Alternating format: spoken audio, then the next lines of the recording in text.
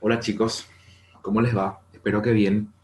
Hoy iniciamos con el primer tutorial eh, sobre la unidad 4 de nuestra materia, modelización y análisis numérico.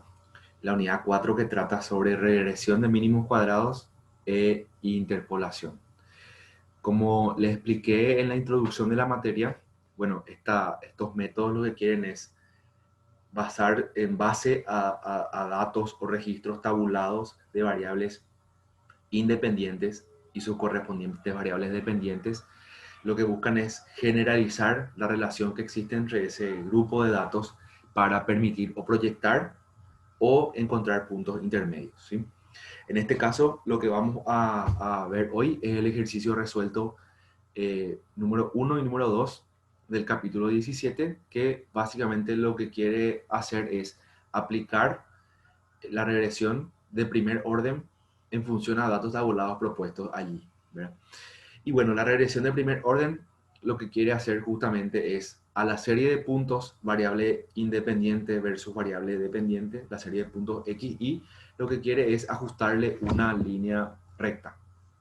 Entonces, la idea detrás de la regresión de mínimos cuadrados es que la suma total de los errores del el modelo de línea recta sea la mínima posible. Es decir, que la combinación de puntos modelados para la variable dependiente en función de la misma variable eh, independiente, que la suma de los errores respecto a la variable modelada versus la variable original dependiente, que la suma de esos errores sea la mínima, ¿sí? Entonces, para eso se hace un modelo de error, se hace un modelo eh, que depende de la suma de estos errores y se encuentran las, los valores mínimos, los valores que harían mínimo a esa función de sumatoria de errores respecto a las dos variables de un modelo de primer orden, que son la pendiente y la constante. En función a eso tenemos directamente relaciones preestablecidas que vamos a aplicar aquí directamente, y su trasfondo o su proceso de definición está en el libro y está en el material para mayor información. Entonces, aquí tenemos directamente, voy a descomentar esto. Aquí tenemos directamente el valor o la fórmula que nos va a permitir calcular la pendiente a 1 y el valor constante a 0 directamente. Entonces, esto nos va a permitir tener una y modelada igual a 0 más 1 por x. Recuerden que siempre se define la variable dependiente, el modelo de variable dependiente siempre para la misma variable independiente. Entonces, en función a eso tenemos el modelo y lo que vamos a hacer es plotear para graficar, para ver cómo sale, ¿verdad? Primero que nada la variable original, después la variable modelada, ¿sí? Entonces aquí, vamos a hacer esto. Vamos a poner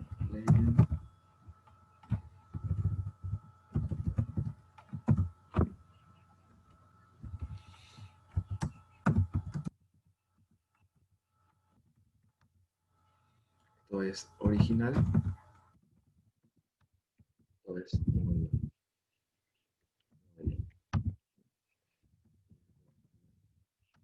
Arriba a la izquierda.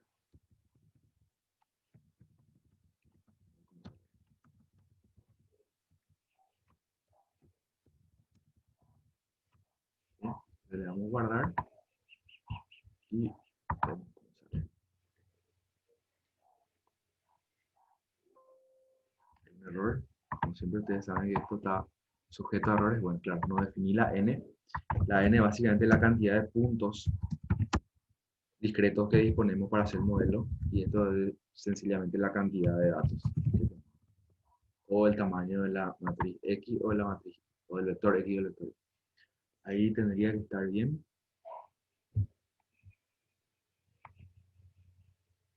Bueno, por un lado tenemos en azul el modelo original, que vemos que es una función discreta definida para estos puntos, ¿sí?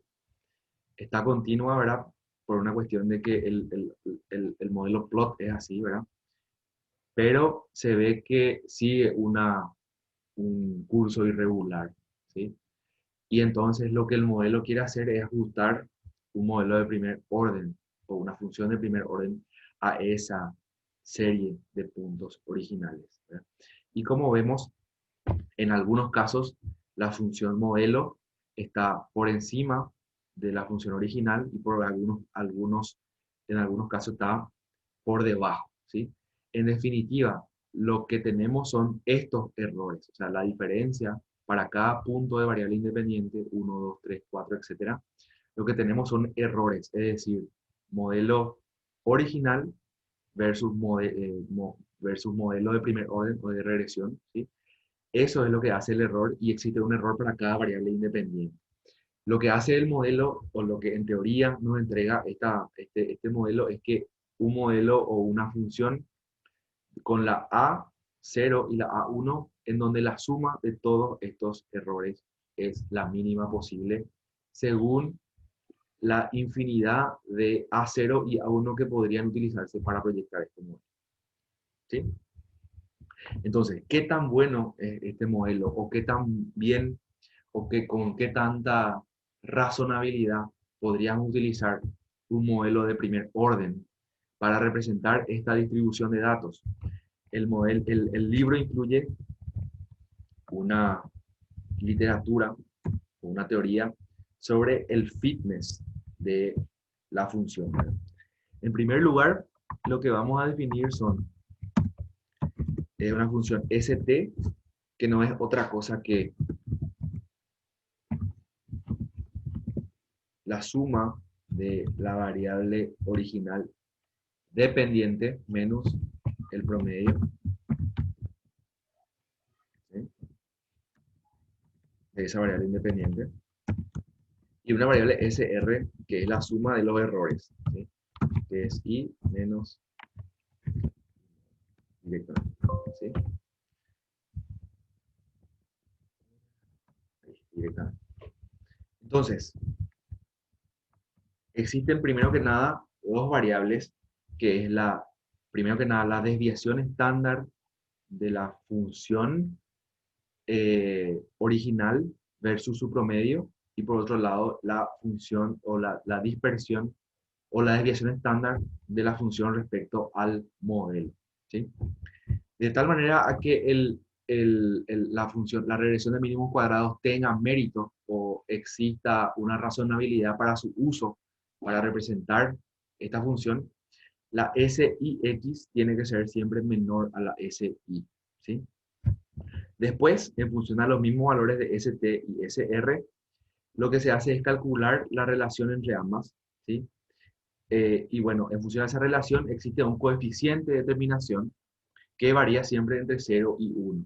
Mientras más cerca de 1 esté, el ajuste es bueno, y mientras más cerca de 0 esté, el ajuste es malo, ¿verdad? Entonces, aplicando este modelo,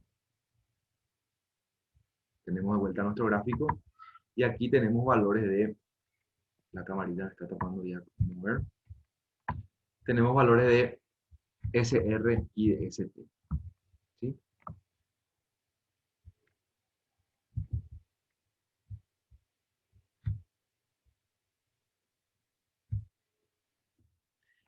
Hice un pequeño ajuste a la fórmula de ST y de SR, porque lo que nos interesa es el cuadrado de la diferencia entre los valores originales de la variable dependiente y el promedio por el lado de ST y el modelo por el lado de SR. ¿Por qué? Y básicamente para que no se anulen valores positivos con negativos. Vieron que a veces el valor original puede estar por encima o por arriba del modelo, entonces podemos incurrir en un error al anular diferencias iguales. Por ejemplo, haya una diferencia de 1 para abajo en el primer caso, de 1 para arriba en el segundo caso.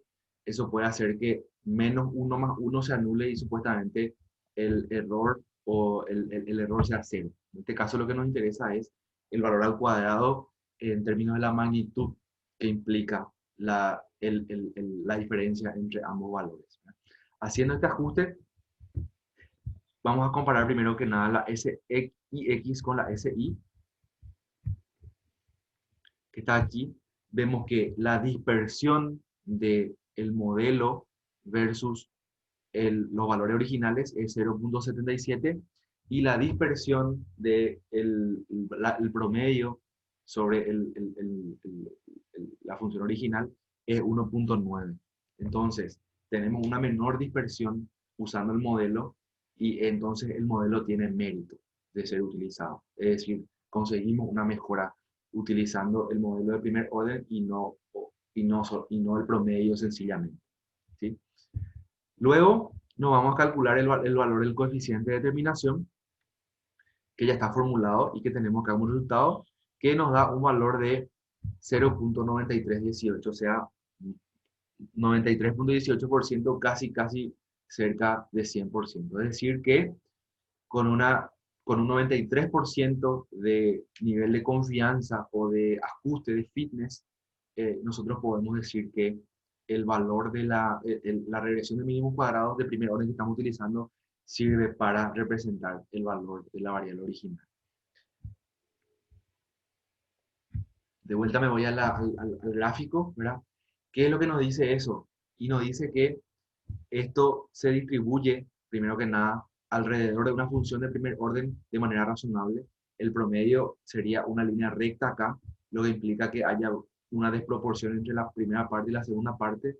Entonces, eso hace que la dispersión respecto a la original y el promedio sea alta y la original y el modelo sea más baja. Entonces, sea mejor utilizar el modelo que el promedio para empezar. Y segundo, el R cuadrado nos dice que estos errores son razonablemente, o son, digamos, componen un 7% nomás de el valor o el modelo total, ¿verdad? Y que en un 93% sería razonable utilizar esto. El R cuadrado y en consecuencia el análisis de desviación estándar se va a alterar cuando haya una desproporción entre algunos de estos valores. Por ejemplo, este se vaya muy para arriba o este se vaya muy para arriba o este para abajo. En ese caso, cuando haya un outlier en inglés o cuando haya un valor que salga de la escala original, ¿verdad? Eso va a impactar, el impacto que vamos a tener va a ser en un R cuadrado más bajo, lo que va a decirnos que el ajuste del modelo ya no es tan bueno y convendría usar otro tipo de ajustes que más allá del primer orden para representar este tipo de problemas. Entonces, por aquí dejo este tutorial, espero que les sirva y estamos en contacto en el siguiente.